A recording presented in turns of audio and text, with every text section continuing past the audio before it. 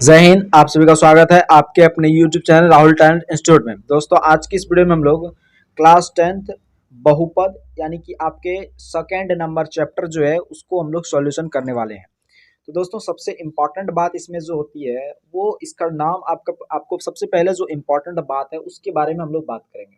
Direct जो है प्रश्नावली हम लोग सॉल्यूशन नहीं करेंगे, क्योंकि अगर आपको कॉन्सेप्ट क्लियर रहता है तो आप जो है प्रश्नावली क्या आपको हर ऑब्जेक्टिव प्रश्न जो है बनाने में कोई परेशानी नहीं होती है। लेकिन अगर आपको कॉन्सेप्ट क्लियर नहीं होता है, ये सब चीज अगर आपने नहीं पढ़ी है, अगर आपको कॉन्सेप्ट क्लियर नहीं है तो आप प्रश्नावली का क्वेश्चन तो सॉल्यूशन कर लेते हैं, बट उसके आधार पर कोई ऑब्जेक्टिव क्वेश्चन आपके बन जाते हैं, एमसीक्यू बन जाते हैं, तो वहां पे जो है आपको परेशानी होता है और आप नहीं बना पाते हैं। तो यही वजह है कि आपको एमसीक्यू नहीं समझ में आता है, क्योंकि आप जो है बेसिक पे ध्यान नहीं देते हैं। जैसे ही बेसिक का नाम सुनते हैं बस छोड़ के भाग जाते हैं आप। सबसे पहले बेसिक समझिए इसका।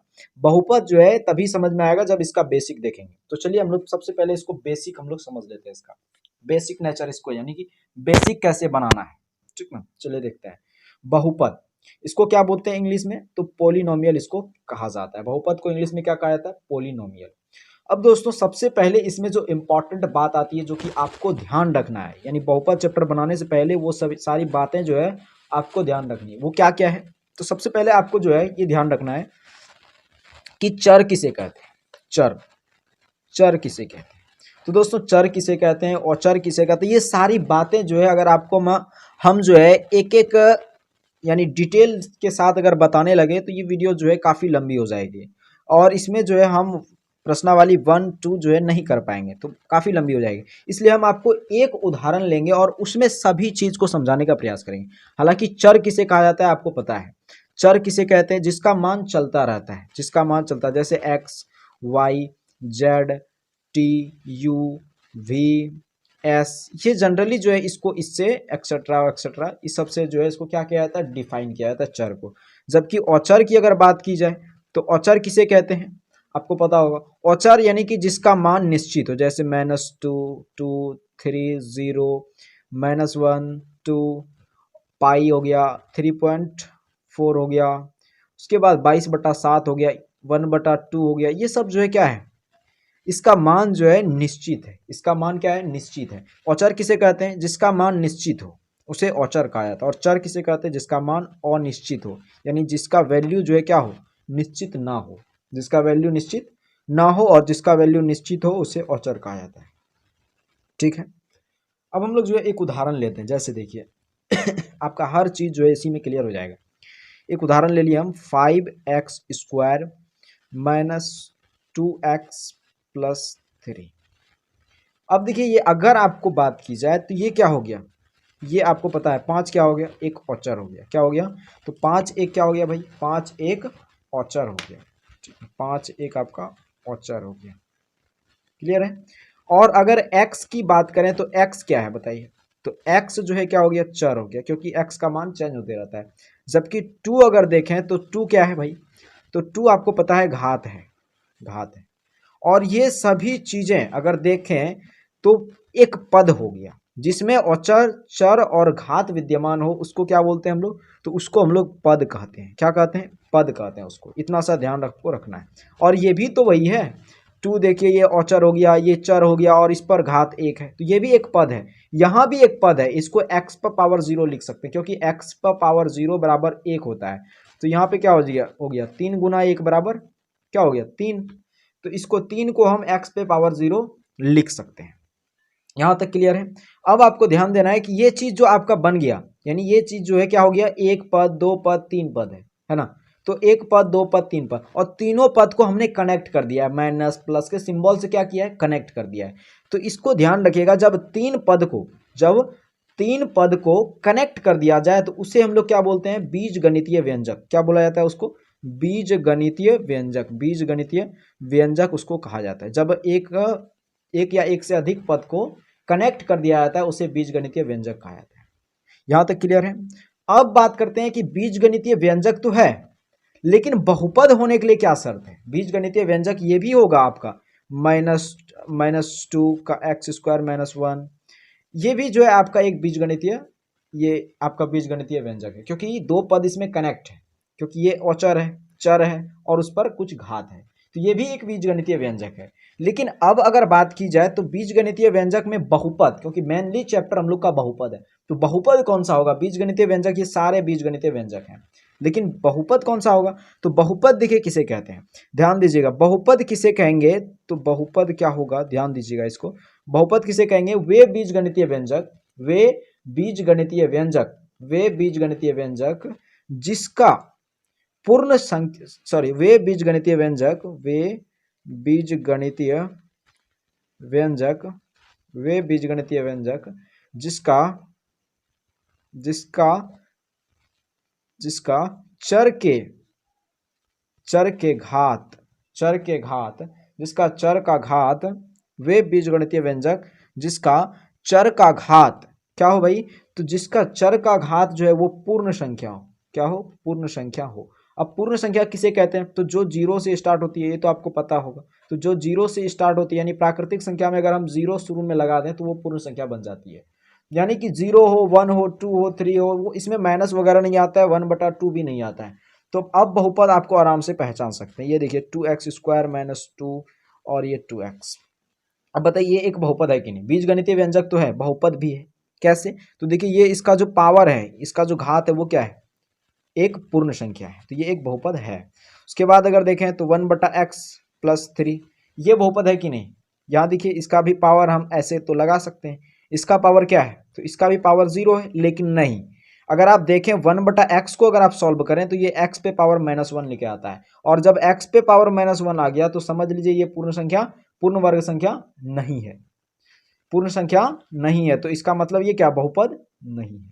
उम्मीद करता हूँ ये चीज़ समझ में आ गया होगा। एक और उदाहरण ले लेते हैं, 3x पे पावर 3x² - 2x + 3, ये बताइए एक बहुपद है कि नहीं? बिल्कुल बहुपद है। उसके बाद √2x पे स्क्वायर - 3x - 2, ये भी एक बहुपद है, क्योंकि x जो है रूट के अंदर नहीं है, रूट के बाहर है, और इसका जो पावर है वो क्या है? तो पूर्ण संख्या है, तो ये क्या है? एक बहुपद है। उसके बाद अगर 1/x - 1 - 2 √2 और x इस तरह से रहे, फिर भी जो है ये एक बहुपद नहीं है। क्यों? क्योंकि देखिए बटा में जैसे ही x आ गया ना, तो वो एक बहुपद नहीं होता है। उम्मीद करता हूँ आपको बहुपद के बारे में काफ़ी कुछ पता चल गया होगा, और इतना ही चीज़ें जानना आपके लिए बेहद ज़रूरी होता है। अब जो है बहुपद की प्रकार अगर बात करें तो आपको पता होगा बहुपद का प्रकार जो है वो 3 तरह से देखा जाता है। बहुपद का प्रकार जो है वो बहुपद 3 प्रकार का होता है। बहुपद कितना प्रकार का होता है? तो 3 प्रकार का होता है। एक बहुपद जो है घात के आधार पर होता है, दूसरा बहुपद जो है आपका पद के आधार पर होता है, और तीसरा बहुपद जो कि आपका चर के आधार पर होता है। घात के आधार पर अगर बहुपद की बात करें तो घात के आधार पर बहुपद क्या होता है? एक घाती बहुपद होता है, एक घाती बहुपद, दूसरा होता है द्विघाती बहुपद, और तीसरा होता है त्रिघाती बहुपद। लेकिन पद के आधार पर अगर बात करें बहुपद का, तो पद के आधार पर जो है एक पदी बहुपद होता है कि नहीं? पद के आधार पर एक पदी बहुपद हो गया, द्विपदी बहुपद हो गया, और त्रिपदी बहुपद हो गया, यही होता है। लेकिन चर के आधार पर अगर बात करें तो एक चर वाला बहुपद और दो चर वाला बहुपद, और तीसरा देखें तो तीन चर वाला बहुपद, तीन चर वाला बहुपद, ये होता है बेसिकली। यानी ये जो है बहुपद का प्रकार आपको 3 आधार पर मिलेंगे, घात के आधार पर, पद के आधार पर और चर के आधार पर। 3 तरह के बहुपद जो है आपको देखने को मिलते हैं। अब देखिए घात के आधार पर जो बहुपद होता है, यानी एक घात वाले बहुपद को क्या कहते हैं? घाती बहुपद। एक घात वाला बहुपद क्या? तो देखिए ये 2x, ये क्या हो गया? 2x + 1। ये देखिए इसका जो घात है वो अधिकतम घात कितनी है? 1 है। और एक घात वाले बहुपद को क्या कहते हैं? एक घाती बहुपद। द्विघाती बहुपद किसके कहते हैं? तो देखिए 2x² + 3x - 2, ये इसमें देखिए अधिकतम घात 2 है, तो ये क्या हो गया? द्विघाती बहुपद। त्रिघाती बहुपद किसे कहते हैं भाई? त्रिघाती बहुपद यानी त्रिघाती बहुपद का अगर व्यापक रूप देखा जाए, ये सब आपको बता रहे हैं व्यापक रूप। क्या हो जाएगा इसका व्यापक रूप? तो ax³ - bx² + cx + d, ये हो गया इसका व्यापक रूप। और वैसे दोस्तों ये सब चीज़ें जो है बेसिकली होता है, और एक घाती बहुपद को हम लोग क्या बोलते हैं? रैखिक बहुपद कहते हैं। ठीक, तो इसको ध्यान रखिएगा, एक घात वाले बहुपद को रैखिक बहुपद या फिर एक घाती बहुपद कहा जाता है। द्विघाती बहुपद किसे कहते हैं? दो घात वाले बहुपद को द्विघाती बहुपद कहा जाता है। तीन घात वाले बहुपद को त्रिघाती बहुपद कहा जाता है। और पद, अब पद के आधार पर अगर बहुपद देखा जाए तो एक पदी बहुपद, द्विपदी बहुपद और त्रिपदी बहुपद। एक पदी बहुपद किसे कहते हैं? एक पद वाले बहुपद को, जैसे देखिए 3x, ये क्या है, एक पद वाला बहुपद है। 2x का स्क्वायर या फिर 3, ये सब क्या है, एक पद वाला बहुपद है। उसके बाद है द्विपदी बहुपद।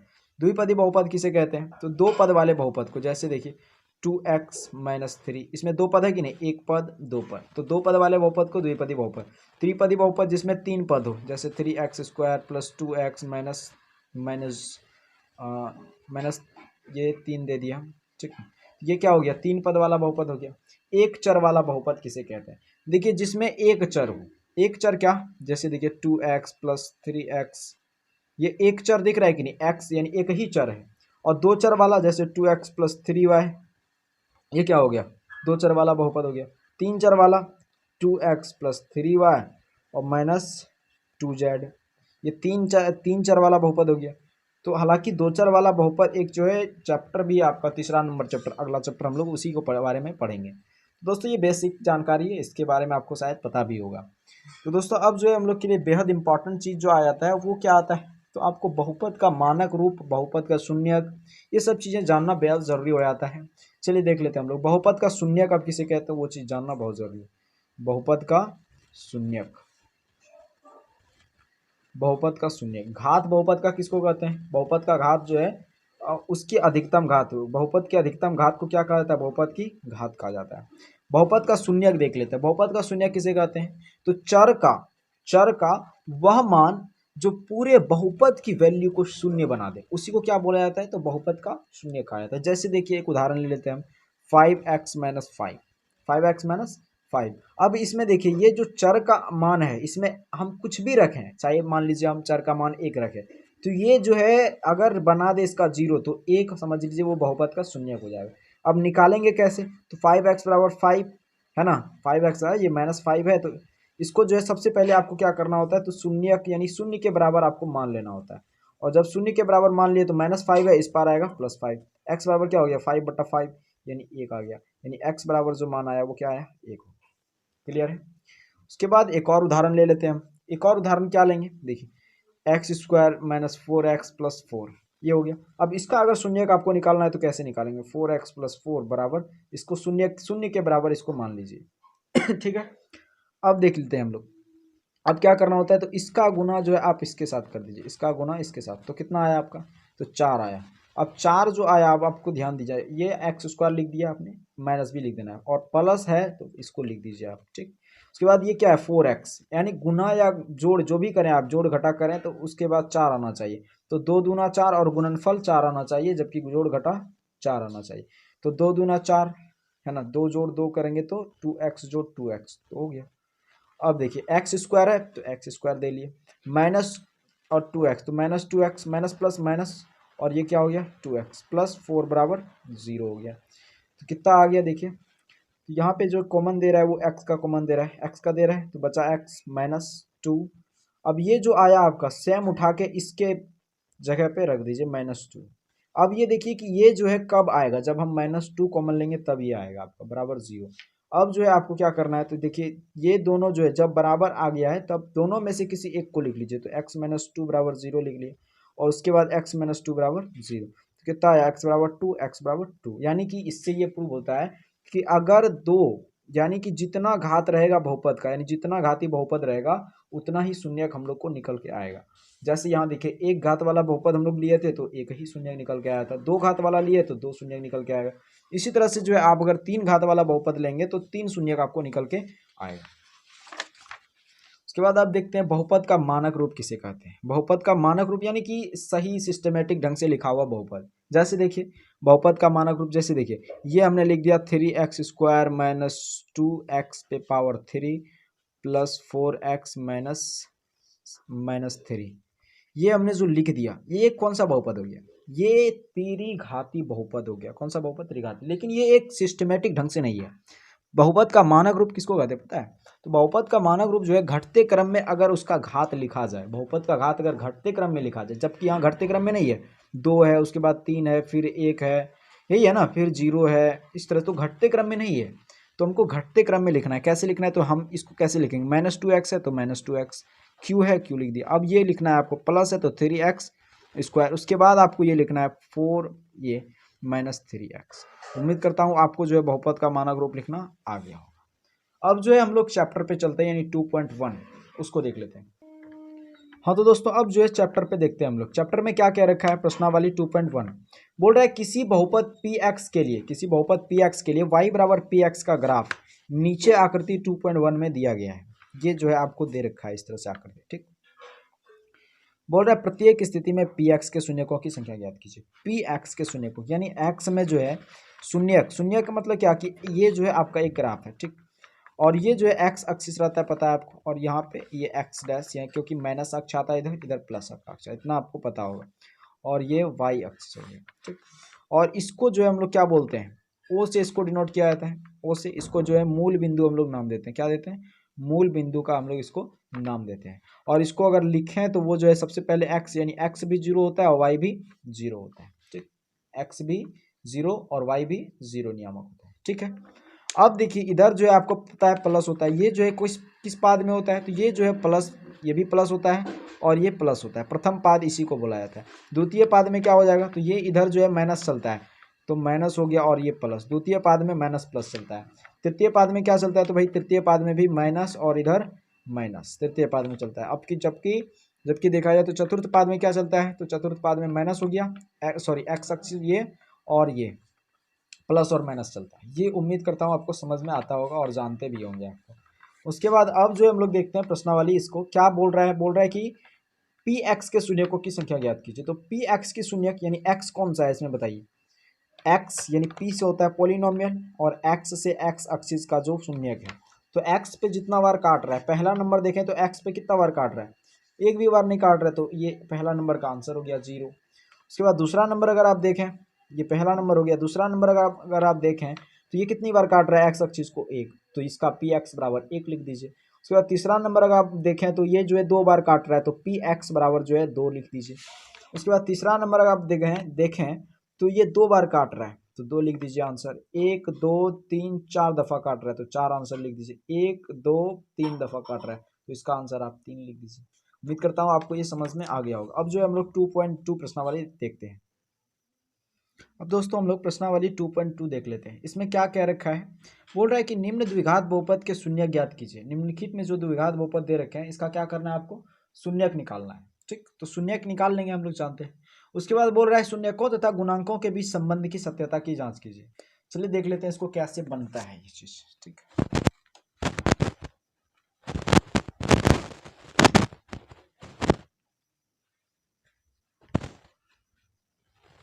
चलिए देख लेते हैं क्या बोल रहा है। बोल रहा है कि इसकी जो है शून्यकों की सत्यता की जांच करना है, यही ना।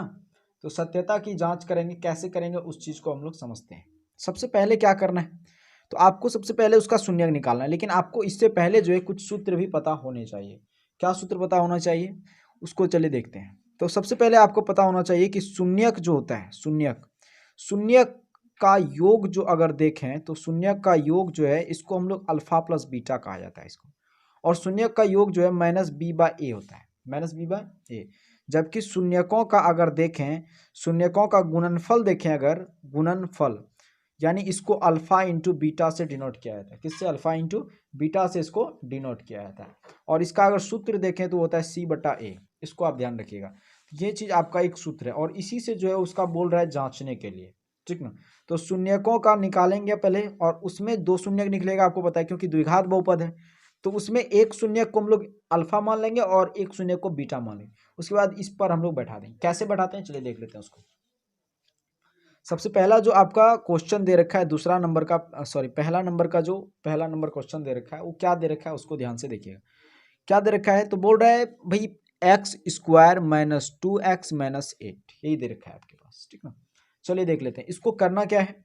कुछ नहीं करना है आपको, बस सिंपल सा सॉल्यूशन करते जाना है। कैसे, तो इसको इससे सबसे पहले क्या कीजिए, आप गुना कीजिए। और गुना करने के बाद कौन सी विधि, इसको जो है गुणनखंड विधि कहा जाता है, ठीक ना। गुणनखंड विधि से आपको सॉल्व करना है।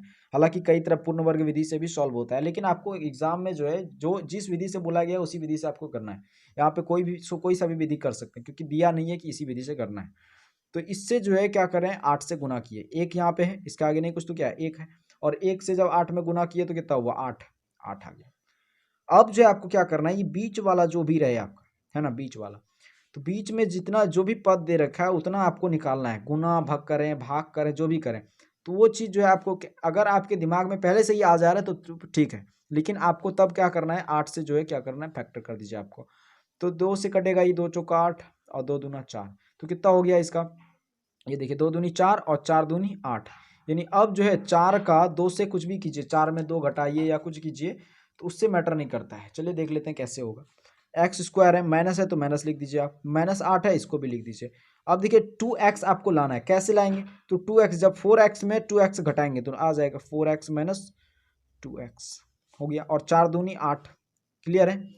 अब जो है क्या करना होता है आपको पता है, सबसे पहले शून्य किसका कर दीजिए, निकाल दीजिए शून्य, मान लेते हैं हम लोग। उसके बाद जो है आपका देखिए माइनस 4x हो जाएगा यहाँ पे। उसके बाद क्या हो गया, माइनस माइनस प्लस, और ये क्या हो गया, तो 2x, माइनस माइनस प्लस तो 2x, और यहाँ माइनस 8 बराबर 0। उसके बाद क्या हो गया, देखिए दोनों में कॉमन कुछ देगा, x का कॉमन दे रहा है, यहाँ क्या बचा x माइनस 4। उसके बाद देखिए आपका यहाँ जो है ये x कॉमन दिया, जो चीज़ ये आया सेम उठा के जो है इसके साइड पे जो है यहाँ पे आपको लिख देना है, ये लिख दिया आपने। उसके बाद अब देखिए x माइनस 4 लिखा आपने, x माइनस 4 लिखने के बाद अब देखिए ये क्या क्या यहाँ लिखें जो कि आपका ये एकदम क्लियर मैच खा जाए। तो +2 अगर लिखें तो आपका जो है ये क्लियर हो रहा है, क्योंकि 4 दूनी 8 और प्लस माइनस माइनस, क्लियर है। उसके बाद अब दोनों में से कोई एक टू लिखिए आप, तो -4 लिख दीजिए, ठीक है, यहाँ लिख देना है यदि x माइनस 4 बराबर 0, यानी शून्य का मान लिया। फिर आपको जो है क्या करना है, ये और ये बाहर जो है उसको लिख देना है, यदि x + 2 बराबर 0 लिया। अब बताइए क्या निकलेगा, x बराबर ये -4 है तो इस पर आके प्लस का 4, उसके बाद x बराबर +2 है तो इस पर आके -2। तो x का मान जो है वो आपका 2 निकल गया, एक को हमने अल्फा माना, एक को हमने बीटा माना, ठीक ना। अब जब एक को हमने अल्फा और एक को बीटा माना तब इसको क्या करना है, जांच करना होता है। तो जांच कर देंगे, कैसे जांच करेंगे, तो यहाँ आपको लिखना है जांच, क्या लिखना है, जांच। तो जांच करने के लिए आपको सबसे पहले क्या करना है, शून्यकों का योग, शून्यकों का योग, और शून्यकों का योग का सूत्र आपको बता चुके हैं, क्या बताए हैं, तो अल्फा प्लस बीटा, यानी कि अल्फा प्लस बीटा बराबर, अल्फा प्लस बीटा बराबर क्या होता है, -b/a। अब -b कहाँ है भाई, तो ये जो आपने निकाला था, ये जो आपका समीकरण यानी कि बहुपद जो दे रखा है उसको आप यहाँ सबसे पहले लिखिए। तो आपको जो है यहाँ पे लिख लेना है, यहाँ पे, ठीक ना, यहाँ आपने लिख लेना है x² है, -2x है और -8 है, यही तक है। a बराबर इसमें जो है ये हो गया आपका, इसमें जो मान है 1 है, b बराबर जो है वो हो गया -2, और c जो हो गया वो -8 हो गया, ये निकल गया आपने। उसके बाद देखिए -b, यानी कि यहाँ भी माइनस है और यहाँ भी माइनस, तो माइनस माइनस कैंसिल हो गया, b बराबर क्या हो गया 2, और बटा a है तो 1, यानी कि 2 आपका क्या हो गया, आंसर हो गया। ये शून्य, सॉरी, ये जो है आपका जांच कर रहे हैं आप। और अल्फा प्लस बीटा, यानी अल्फा कितना है, देखिए अल्फा कितना है, तो ये आपको जांच करना है, अल्फा कितना है तो 4 है, और प्लस में बीटा कितना है तो -2 है। अब देखिए प्लस माइनस माइनस, यानी 4 में 2 हो जाएगा तो 2 बराबर 2, ये प्रूव हो गया आपका, जांच कर रहे हैं आप। उसके बाद अब शून्यकों का योग आपने जांच लिया, शून्यकों का गुणन भी जांचिए, शून्यकों का गुणनफल। तो शून्यकों का गुणन बराबर क्या होता है, अल्फा, अल्फा इंटू बीटा, और इसका सूत्र जो है वो क्या होता है, c/a, c/a। अब बताइए c/a हो गया, तो c क्या है, देखिए ध्यान से, c क्या है, -8, तो -8, a क्या है तो 1 है भाई, a क्या है 1, और अल्फा क्या है तो 4 है अल्फा, और बीटा है, बीटा क्या है -2। इसका सॉल्यूशन कर दीजिए, 4 दूना 8 यानी -8, और इधर से भी -8, ये तो प्रूफ हो गया, ठीक ना। ये हो गया आपका पहला नंबर क्वेश्चन। अब दूसरा हम लोग देखते हैं। अब दोस्तों हम लोग दूसरा नंबर प्रश्न देख लेते हैं, क्या क्या रखा है, तो 4s² -4s + 1। अब देखिए इससे क्या करना होता है, इसको गुना कीजिए, तो कितना हो गया, 4 एकम 4, 4 आपने निकाल लिया। अब क्या करना होता है, तो ये आप लिख दीजिए पहले 4s², उसके बाद +1, इतना आपने लिखने के बाद ये माइनस भी आप दे देना है, ठीक। उसके बाद अब आपको क्या करना है, तो 4s यानी कि 4s आपको लाना होता है, तो कैसे लाएंगे आप, 4s आपको लाना होता है तो कैसे लाएंगे, तो 4 गुना जब 1 करेंगे तो ये तो हो ही गया आपका 4, लेकिन अब क्या करें इसमें जो कि आपका 4s ही आ जाए, तो 4 आपको निकालना है, तो आपको जो है 2 गुना 2 कर दीजिए, ठीक ना, तो या फिर 2 जोड़ 2 कर दीजिए, यानी 2s जोड़ 2s, तो 2s, 2s जोड़ 2s। अब क्या हो गया, ये 2s जोड़ 2s तो 4s, क्लियर है। अब देखते हैं अब क्या करना होगा आपको, तो अब जो है ये सिंपल सा आपको लिख देना है, ये -2s है तो -2s कर दीजिए, माइनस प्लस माइनस, और ये हो गया 2s, ठीक। अब प्लस जो है क्या है 1, और सबसे पहले आपको ये ध्यान देना है इसको क्या मानना है, तो इसको शून्य के बराबर मान लेना है, इसको क्या मानना है, शून्य के बराबर मान लेना है। अब जो है क्या करना है आपको, दोनों में देखिए कुछ कॉमन दे रहा है, क्या दे रहा है कॉमन, देखिए ध्यान से, आपको 2 का कॉमन दे रहा है, 2s का कॉमन दे रहा है, 2s का जब कॉमन दिया तो यहाँ क्या बच गया 2s, और माइनस क्या है तो -1। अब यही सेम यहाँ पे उठा के लिख दीजिए 2s - 1 बराबर 0। अब यहाँ पे क्या लिखें जो कि इसके बराबर का हो जाए, ठीक है। तो क्या लिखें यहाँ पे -1 लेकर लिखें तो क्या होगा, देखिए -1 तो -1 और 2s तो क्या हो गया -2s, सही है। माइनस माइनस प्लस और -1 और गुना 1, सॉरी 1 गुना 1 तो 1, ये हो रहा है, सही है। तो अब जो है यदि आपको लिखना है, यदि 2s - 1 2s - 1 बराबर 0, और अभी आपको और लिखना है 2s - 1 बराबर 0, तो क्या हो गया 2s बराबर ये +1 और s बराबर 1/2, ठीक। उसके बाद यहाँ भी आपका क्या हो जाएगा 2s बराबर 1 और s बराबर 1/2, यानी दोनों जगह जो आंसर आया शून्य का आया, दोनों क्या हो गया समान शून्य का है। अब क्या करेंगे, इसका जांच करेंगे, एक को हमने अल्फा मान लिया, एक को हमने बीटा मान लिया, ठीक है। यहाँ पे आपको इसको जांच करना है तो लिख देते हैं यहाँ पे जांच करने पर चलिए जांच कर लेते हैं इसको अब। तो जांच कैसे करेंगे भाई, तो जांच करने के लिए सबसे पहले आपको क्या लिखना होता है, समीकरण लिखना होता है, वही जो आपको बहुपद दे रखा है वो ये हो गया आपका, ये दे रखा है। इसमें a बराबर क्या है 4 है, b बराबर क्या है तो -4 है, और c बराबर क्या है तो 1 है। अब क्या करना है आपको, तो जांच करना है तो आपको शून्यकों का, सबसे पहले आपको क्या करना है शून्यकों का योग, यदि शून्यकों का योग, और शून्यकों का योग बराबर क्या होता है -b/a। शून्यकों का योग कितना है, शून्य शून्य एक शून्यक है 1/2 और प्लस एक शून्यक है 1/2 बराबर क्या है -b/a। तो -b कितना है भाई, तो माइनस यहाँ भी और क्वेश्चन में भी, तो माइनस माइनस कैंसिल, यानी 4/a कितना है तो 4। अब देखिए जब ये समान हो, यानी हर जब समान हो, जब हर समान होता है तो क्या होता है, तो भाई जब हर समान होता है तो ऊपर वाला प्लस या माइनस हो जाता है, तो ऊपर वाला प्लस या माइनस हो गया तो क्या हो गया 1 1 2 और 2/2 और बराबर 4/4, ये कितना आया 1 और 1, यानी 1 बराबर 1, दोनों बराबर आ गया। उसके बाद अब जो है एक और चीज जांच करना होता है, शून्यकों का गुणनफल, यदि शून्यकों का गुणनफल, शून्यकों का गुणनफल, शून्यकों का गुणनफल क्या होता है सूत्र c/a। तो शून्य क्या है भाई, तो शून्य एक शून्य का 1/2 और उसका गुणनफल क्या है 1/2 बराबर c है, तो c का मान कितना है 1 और a का मान कितना है 4, यही है। इसको निकाल लेते हैं अब, कैसे निकलेगा, तो जब हर समान हो तो ऊपर वाला गुना हो जाएगा, है ना, हर समान, लेकिन यहाँ क्या है गुना है, तो क्या हो जाएगा 2 दूनी 4 और बटा 1 तो सेम है बराबर 1/4, ये बराबर आ रहा है, तो जांच हो गया ये चीज, ठीक ना। अब हम लोग जो है तीसरा नंबर प्रश्न देख लेते हैं। अब हम लोग जो है तीसरा नंबर प्रश्न देख लेते हैं। तीसरा नंबर प्रश्न है बेहद सिंपल है, और इसको देखिए थोड़ा सा ध्यान से दीजिएगा। ये जो है एक बहुपद का मानक रूप में नहीं है, तो बहुपद का मानक रूप में कर लेंगे हम लोग, तो 6x², ये जो है आपका यहाँ आ जाएगा, उसके बाद -3, ये हो गया। आप इसका शून्यक निकालना है तो शून्य के बराबर इसको रख दीजिए। अब क्या करना है, तो इसका जो है इससे गुणा करना है, इसका इससे गुणा करना है, तो छौतिया कितना हो गया, छौतिया 18। अब जो है आपको क्या करना है 7 लाना है बीच में, ठीक ना, तो 7 लाना है, इसका फैक्टर कर दीजिए आप, तो कितना हो जाएगा 2 नमा 18 और 3 तिया 9। अब देखिए 3 तिया 9 और 9 दूनी 18, यानी 9 में अब 2 घटेगा तो कितना हो जाएगा 7, यानी कि 9 - 2 कर देंगे हम लोग, ठीक ना। तो 6x² है तो 6x² हमने लिख दिया, माइनस है तो माइनस लिख दिया। कितना घटाना है, तो 7 में से क्या करना, 3 तिया 9, 9 में से 2 घटा देंगे तो 9x और -2x, ये हो गया 9x - 2x, क्या हो जाएगा 7x -3 बराबर 0। अब देखिए यहाँ पे क्या करना है, तो ये 6x² है, सेम लिख दीजिए, -9x, क्या हो गया -9x, माइनस माइनस प्लस, और ये माइनस माइनस प्लस हो गया भाई, तो ये 2x -3 बराबर 0। अगर देखिए इसको अगर आप तोड़ेंगे ना सही से, तो यही चीज आपको निकल के आएगा, यही चीज आपको निकल के आएगा, ठीक। लेकिन इसको हम लोग क्या करते हैं कॉमन, ताकि ले सके, दोनों में कॉमन क्या दे रहा है देखिए ध्यान से, दोनों में जो है आपको 3 कॉमन दे रहा है, 3 3 दूनी 6 3 तिया 9, तो 3x कॉमन आपको दे रहा है, जब 3x कॉमन दिया तो यहाँ क्या बच गया, 3 दूनी 6 यानी 2x बच गया, और माइनस क्या हो गया, 3 तिया 9 यानी 3 बच गया, 3 तिया 9x, 3 बच गया कॉमन। उसके बाद यही सेम उठा के जो है यहाँ पे रख दीजिए, क्या है तो 2x माइनस 3। अब देखिए 2x माइनस 3 यहाँ भी है तो +1 कॉमन लेंगे तो कोई फर्क नहीं पड़ेगा, यही हो गया। अब क्या करते हैं, एक तो बाहर वाला लिख लेते हैं 3x + 1, और ये दोनों ब्रैकेट में से किसी एक को लिख लेते हैं बराबर 0 का, और 2x माइनस 3 बराबर 0 का। ये कैसे लिखे तो यदि इतना बराबर, यदि इतना बराबर, ये चीज़ जो है आपको लिखना पड़ेगा, बहुत ज़रूरी है।